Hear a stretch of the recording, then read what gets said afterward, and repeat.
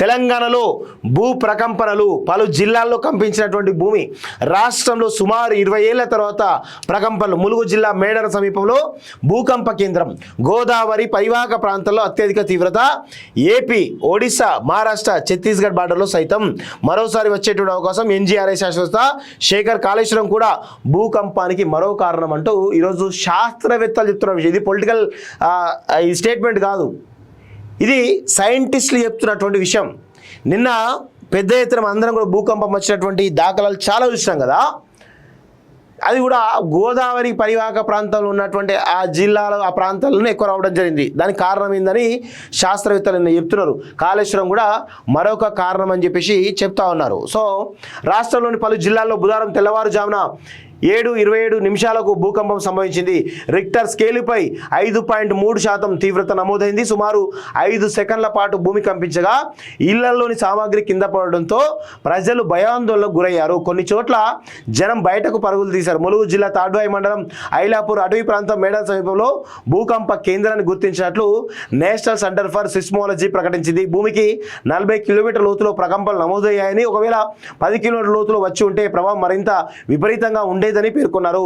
సుమారు 20 ఏళ్ల తర్వాత తెలంగాణలో భూకంపం వచ్చిందని అధికారులు పేర్కొన్నారు. రానున్న రోజుల్లో మరోసారి వచ్చే అవకాశం ఉందని ఎన్జీఆర్ఐ శాస్త్రవేత్తలు తెలుపుతా ఉన్నటువంటి సంఘటన మనం చూస్తూ ఉన్నాం. సో కాళేశ్వరం సంఘటన కూడా ఇదేనా అనేటువంటి ఒక అనుమానం బలంగా కలుగుతూ ఉంది. ఒకసారి దాని గురించి కూడా ఒకసారి మనం చూద్దాం. బుధవారం వచ్చిన భూకంపానికి కాళేశ్వరం ప్రాజెక్ట్ నిర్మాణం కూడా ఒక కారణమే. కాళేశ్వరం పరిసర ప్రాంతం అంతా ఎటువంటి భారీ నిర్మాణకు పనికిరాదని గతంలో కేంద్రం మ్యాప్ డిజైన్ చేసింది.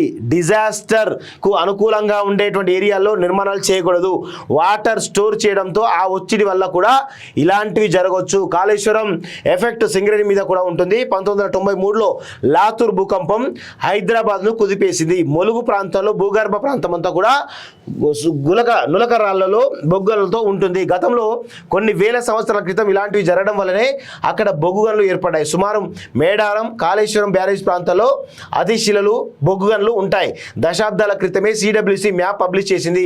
అభివృద్ధి పనులకు పనికిరాదని చెప్పింది. ఈ పాయింట్ను ఎందుకు విస్మరించారో తెలియదు. వీటిని ఇండ్యూస్డ్ భూకంపాలు అంటారు.